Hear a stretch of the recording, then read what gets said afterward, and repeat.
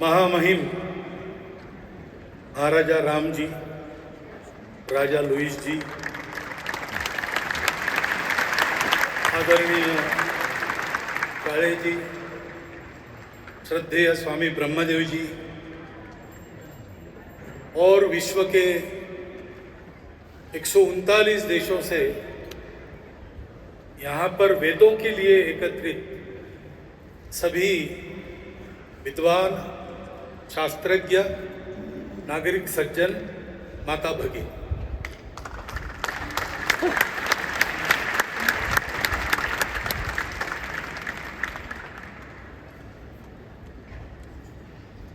पूरे विश्व में आप लोग एक बड़ा प्रयास कर रहे हैं। विश्व की जागृति का प्रयास है। विश्व को वास्तविक ज्ञान में जागृत करने का आपका प्रयास है। और इसलिए जब मुझे ये कहा गया कि यहाँ पर वेद और विज्ञान और विश्व में शांति लाने में उसकी भूमिका, उसका एप्लीकेशन, इस विषय पर बात करो, तो मैं तो वेदों में विद्वान नहीं हूं, वो तो सामने बैठे हैं, परंतु आप इतना बड़ा प्रयास कर रहे हो तो आपके प्रयास में छोटा सा हाथ लगाने के लिए यहां पर वेदों के बारे में कुछ बोलना, इसको ना करने का मेरा मन नहीं हुआ। इसलिए आपके सामने उसी विषय को लेकर मैं उपस्थित हूं।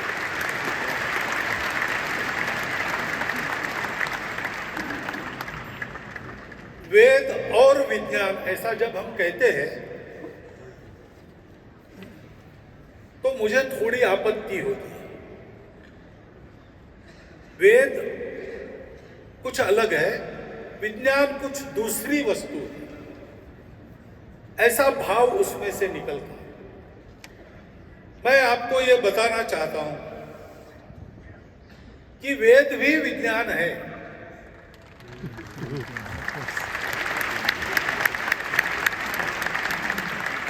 अंग्रेजी में कहते हैं साइंटिफिक टेम्परामेंट। भारत की सारी परंपरा में, आध्यात्मिक परंपरा में, साइंटिफिक टेम्परामेंट से ही सारा काम होता है। विश्वास नहीं रखना है, अनुभव करना है, तब मानना है।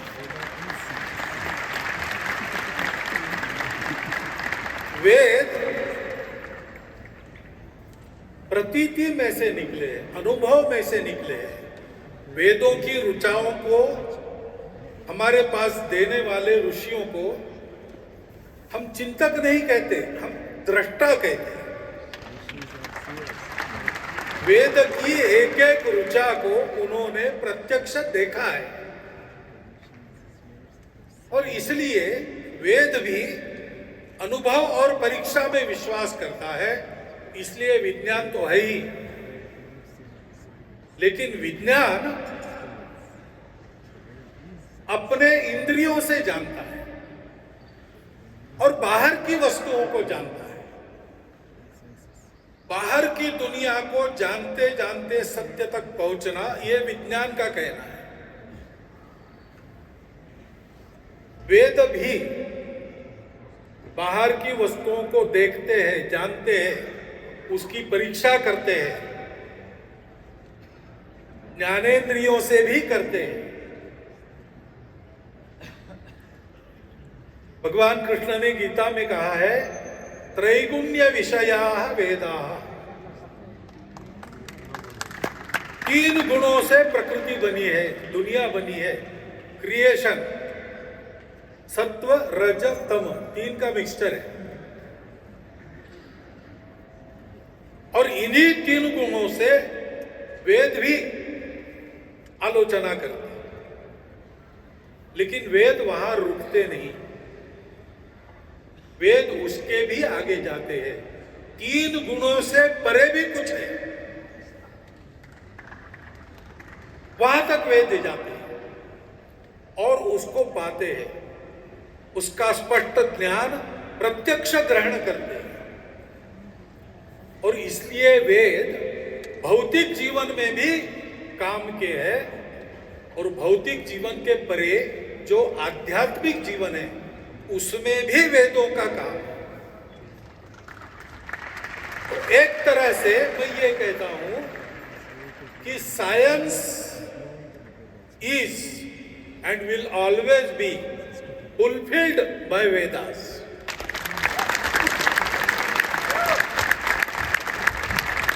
बिना उसके विज्ञान अधूरा है, साइंस इनकम्प्लीट है, क्योंकि वो रुक गया।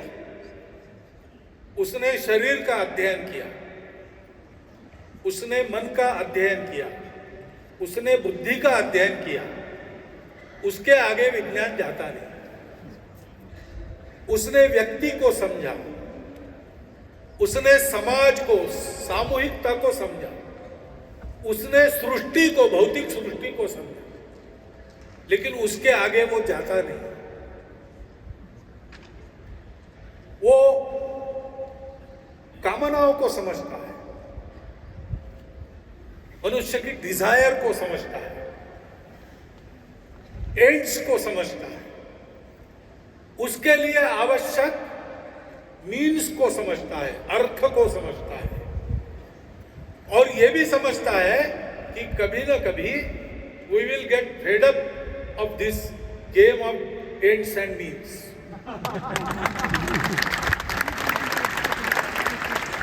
सो मुक्ति की भी कल्पना है, साल्वेशन की भी कल्पना है, परंतु ये तीन अर्थ, काम, मोक्ष, मन, बुद्धि, शरीर, व्यक्ति, समष्टि यानी समाज और सृष्टि, इनको जोड़ने वाला विज्ञान के पास नहीं। विज्ञान कहता है सब कुछ अलग है, उसको मैटर मिला, उसने उसको तोड़ा, एटम उसको तोड़ा, प्रोटॉन, न्यूट्रॉन, इलेक्ट्रॉन उसको तोड़ा, आज क्वासार्स तक चला गया, हिग्स बोसॉन तक चला गया, तोड़ते तोड़ते तोड़ते, लेकिन जोड़ने वाला उसके पास नहीं। जोड़ने वाला वेदों के पास है।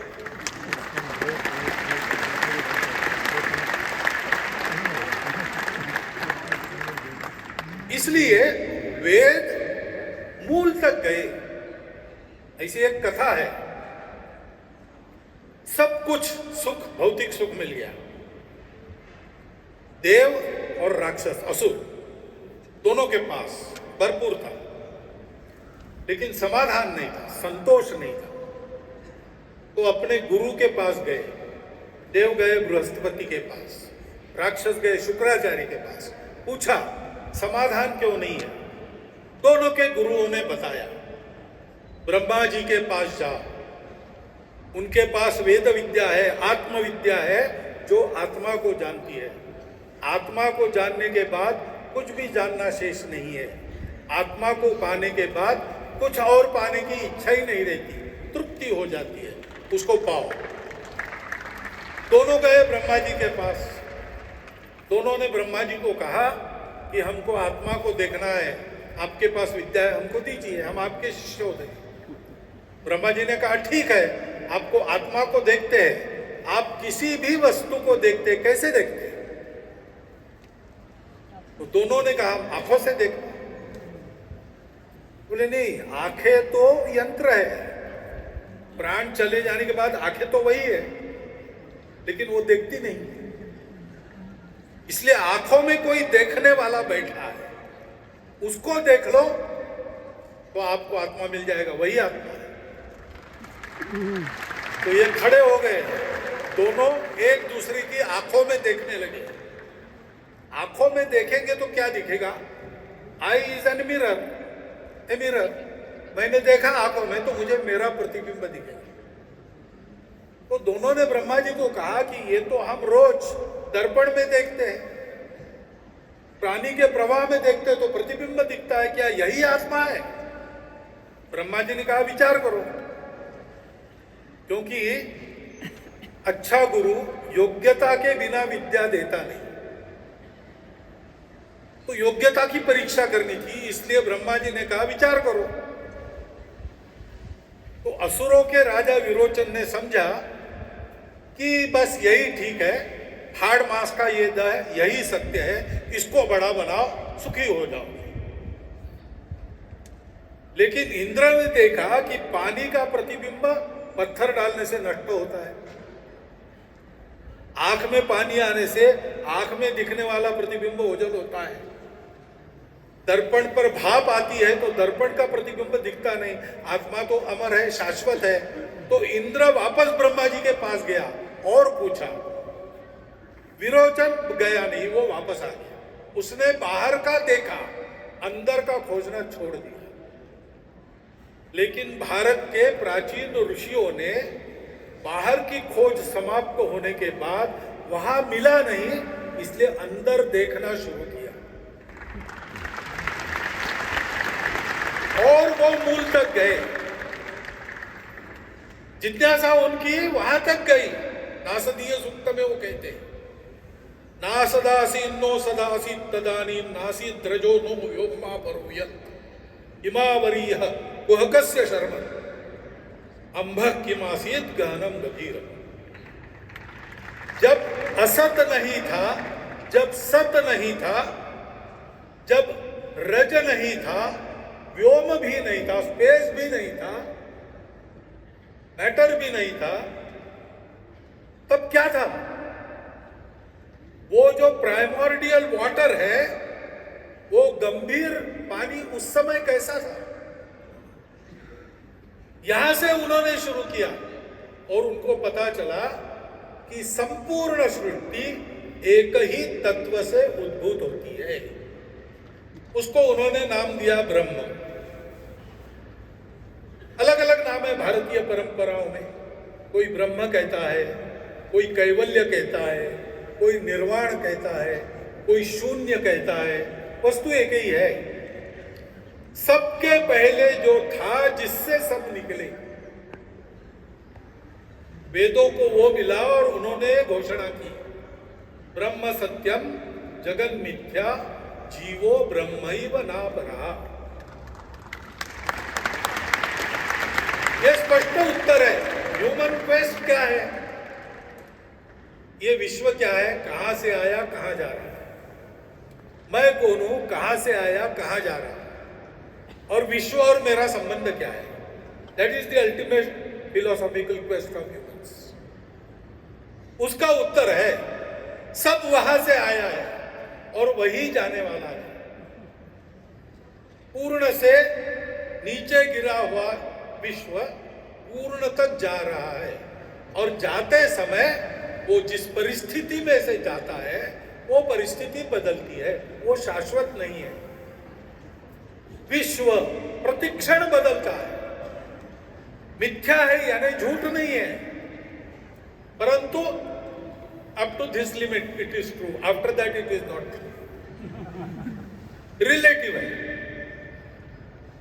मैंने अभी भोजन किया, मेरा पेट भर गया। आप में से जिन्होंने किया है उनका भरा, मेरा भरा इसलिए आपका पेट नहीं भरा, या आपने भोजन किया इसलिए मेरा पेट नहीं भरा। But this is true to some extent. एक माता अपने पुत्र के लिए कोई मिठाई बनाती है और पुत्र पूरी खा जाता है, माता के लिए कुछ नहीं रहता, तो भी माता को लगता है मेरा पेट भर गया। तो भौतिक जगत के, जड़ जगत के हमारे भौतिक सुख के अनुभव ये टेम्पररी है, ये शाश्वत नहीं है। जो शाश्वत है, जो एब्सोल्यूट है, वो इसके परे है। उसको खोजना मनुष्य का परम ध्येय है। और वो क्या है? वो क्या है? उसका उत्तर देते समय और एक बात ध्यान में आई हमारे ऋषियों, आपको भी ध्यान में रखनी चाहिए। फर्क है, साइंस इंद्रियों से खोज करता है, आंखों से देखता है। आंखों को नहीं दिखता तो माइक्रोस्कोप लेता है या टेलीस्कोप लेता है। देखने वाली आंख ही है, टेलीस्कोप में से आंख दिखती है, माइक्रोस्कोप में से आंख दिखती है। लेकिन आंख के पीछे दिखाने वाला जो ब्रेन में एपरेटस है, it is limited. It has been already wired to show you particular things. हमारी आंखें 7 रंग देखती है. मैं जानवरों का डॉक्टर हूं, मुझे पता है. कुत्ते की आंख 2 ही रंग देखती है, काला और सफेद. कुत्ते के लिए विश्व के रंग काला और सफेद, हमारे लिए 7 रंग. रियलिटी क्या है? कुत्ता कहेगा मैं देखता हूं वही रियलिटी है, क्योंकि मैंने प्रत्यक्ष देखा है. हम कहेंगे हम देखते हैं वो रियलिटी है, हम भी प्रत्यक्ष देख रहे हैं.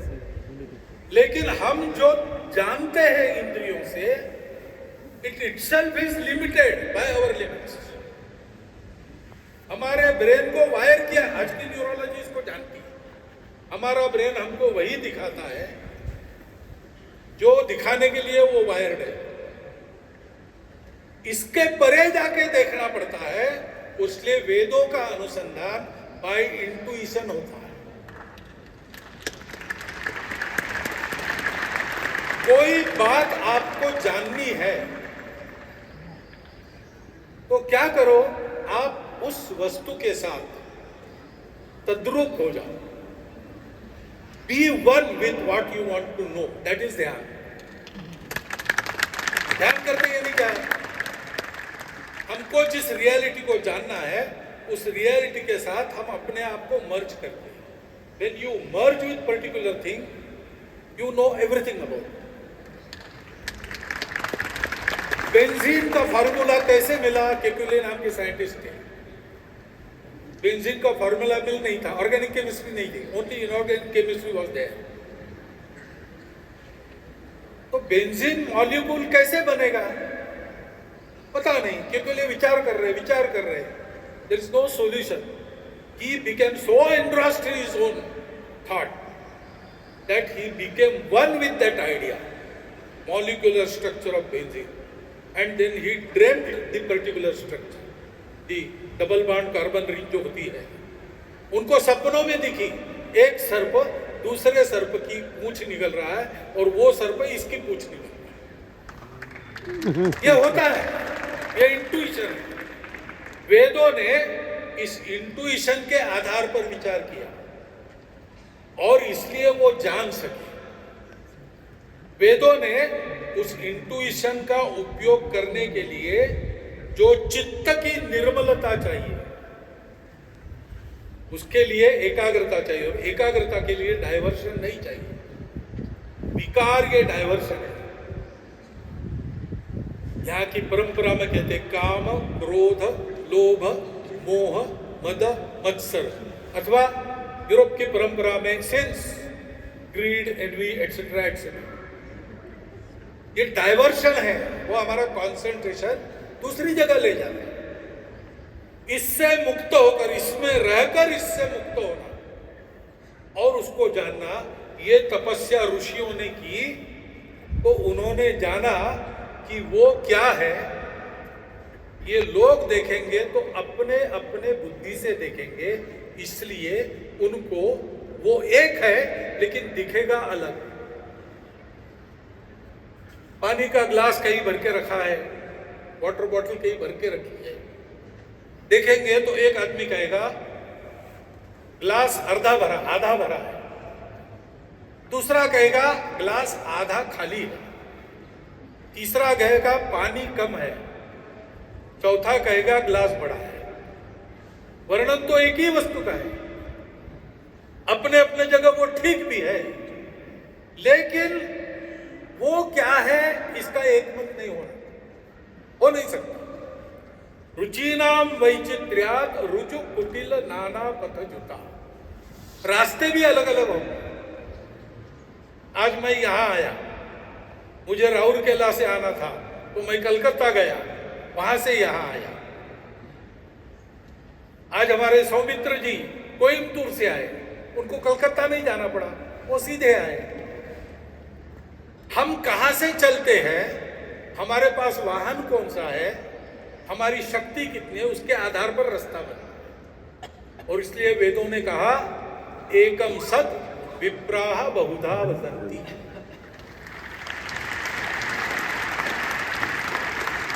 ये थियरी नहीं है, ये उन्होंने प्रत्यक्ष अनुभव किया। आधुनिक काल में भारत में रामकृष्ण परमहंस हो गए,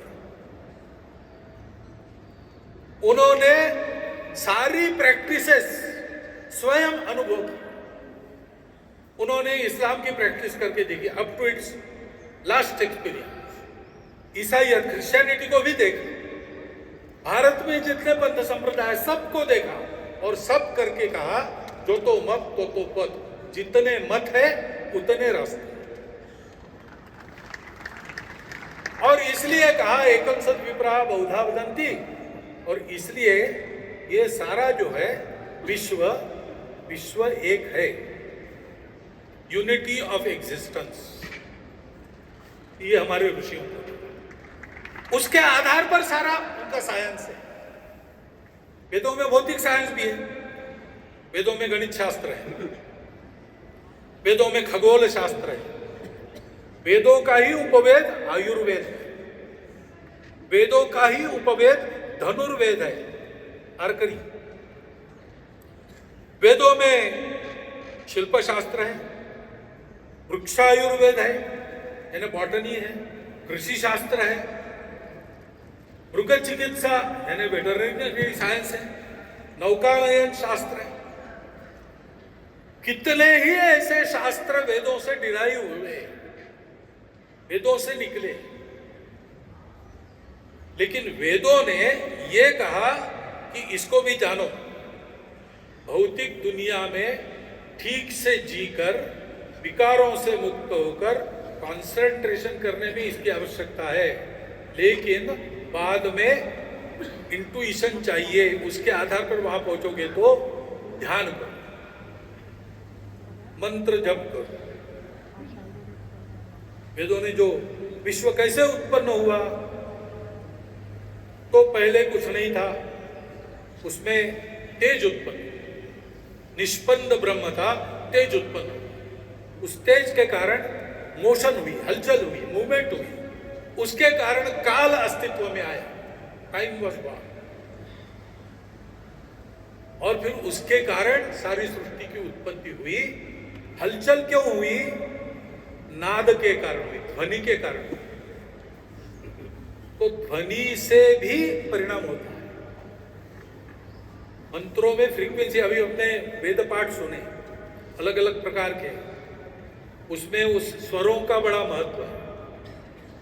छंदों से सृष्टि बनी है ऐसा कहते हैं, वो छंदस उसका ही रूप स्वर है। सामगायन आपने सुना, सामवेद, भारतीय संगीत का मूल वहां पे है। ये जो सामगायन है या वेदों के छंद है, ये क्या है? ये ऋषियों ने देखे हैं, बाहर भी कहते हैं। पहले केवल वर्ड था, and word was God and God was the word.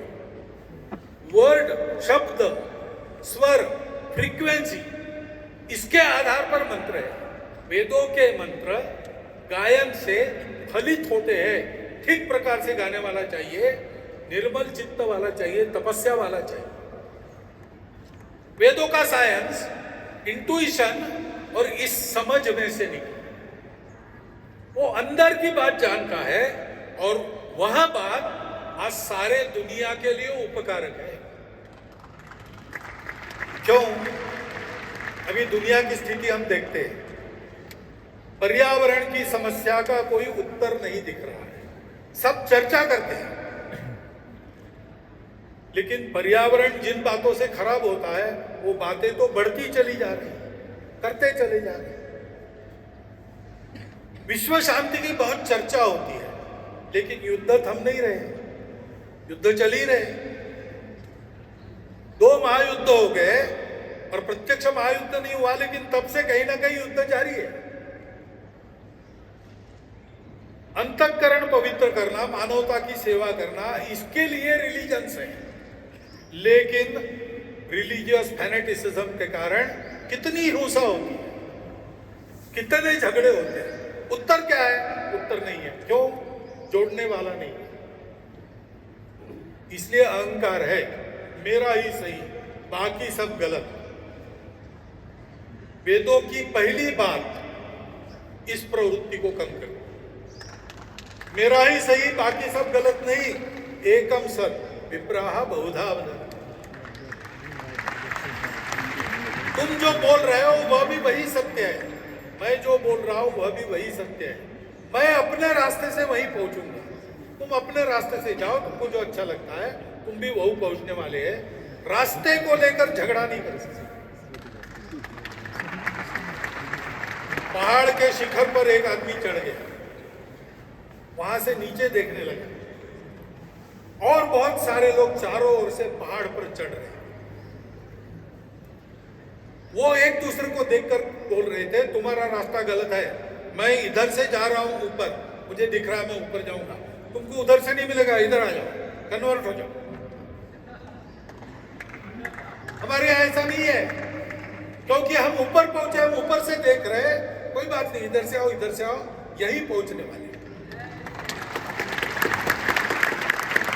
ये वेदों का ज्ञान रिलीजियस ईगोज और फैनेटिसिज्म को पूर्णतः न्यूट्रलाइज कर सकता है। सबको ग्रहण करना चाहिए।